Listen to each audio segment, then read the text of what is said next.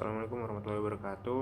Nama saya Muhammad Syamrizal Al-Ghifari dari kelas SMA 309, ingin mempresentasikan tentang pengaruh penggunaan media sosial terhadap emosi. Dimulai dari latar belakangnya kali ya. Jadi latar belakang dari presentasi ini adalah pada era globalisasi ini teknologi semakin maju.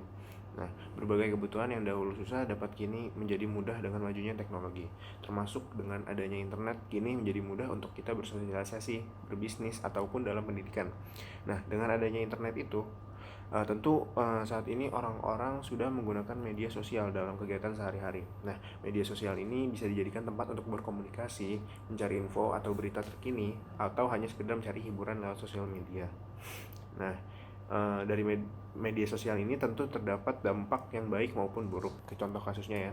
Nah, dari contoh kasus penggunaan media sosial ini, kita bisa merasakan dampak baik dari penggunaan media sosial ini. Contohnya yang pertama, kita bisa melihat kabar saudara atau teman, bisa menghilangkan stres dengan konten yang menarik. Sebaliknya, contoh kasus dampak buruk juga pasti ada, yaitu contohnya seperti melihat orang yang dihina atau dicela, melihat seseorang yang melemparkan kata makian, lalu membaca berita hoax. Nah, tentu dengan adanya media sosial ini mempengaruhi seseorang dalam emosi. Landasan teori bab keduanya, apa itu pengertian media sosial?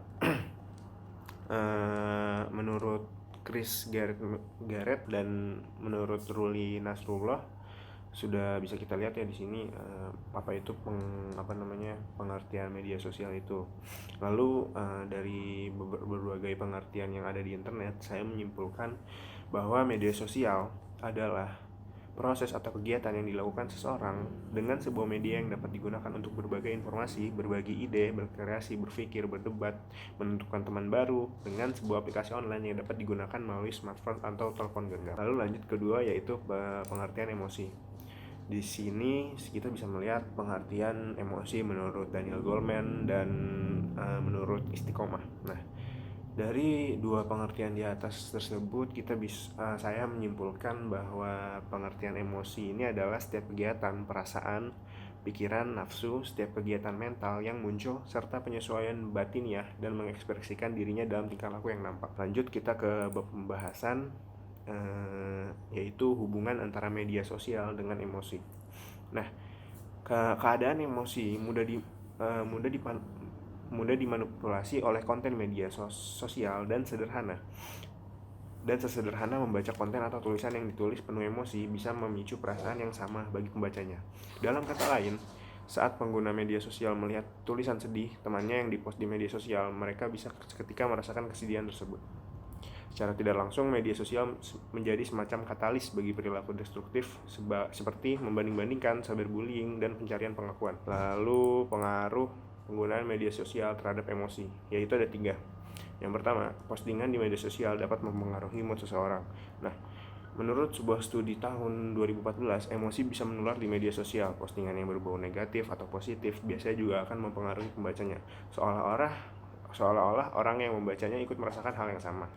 Lalu yang kedua, pengaruhnya yaitu media sosial berpotensi menimbulkan sifat iri hati. Peneliti dari Jerman bahwa melihat keberhasilan teman melalui postingan dapat memicu perasaan iri, menderita, dan kesepian.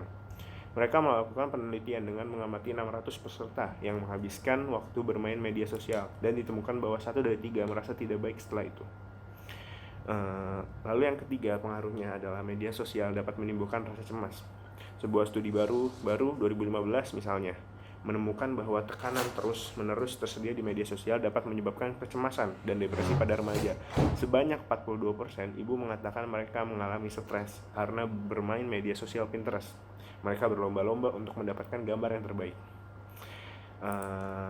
Itulah pengaruh penggunaan media sosial terhadap emosi kita sebagai manusia. Kesimpulan dari saya, media sosial berpengaruh terhadap emosi, buruk maupun baik, tergantung konten yang kita lihat.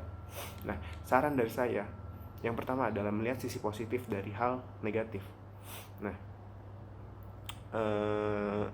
dengan hal ini, seseorang dapat belajar mengatur emosi negatif dan mengubahnya menjadi positif. Contohnya, kita iri melihat seseorang teman yang terus membagikan kisah suksesnya di media sosial. Nah, daripada untuk iri, Seseorang lebih baik merefleksikan seperti apa yang membuat dia menjadi sukses seperti sekarang, bagaimana sifatnya dalam meraih kesuksesan. Emosi negatif berupa rasa iri yang seseorang tersebut rasakan telah berubah menjadi emosi positif. Lalu yang kedua, saran dari saya adalah melihat sudut pandang baru. Ubah perspektif, atau dengan kata lain melihat sebagai orang ketiga. Jika seseorang melihat sebagai orang lain yang sedang membaca perdebatan di kolom komentar, orang tersebut pasti akan memiliki sudut pandang yang jauh berbeda dan cenderung lebih tenang, juga objektif. Yang ketiga, memposisikan diri. Ya, memposisikan diri Anda di lini waktu yang berbeda. Cara ini cukup bijak dalam membantu meredakan emosi negatif seseorang saat menggunakan media sosial. Dengan cara ini, seseorang akan menyadari jika masalah dan ketidaknyamanan yang terjadi hanya bersifat sementara, sehingga Anda tidak merasa terlalu cemas atau tertekan.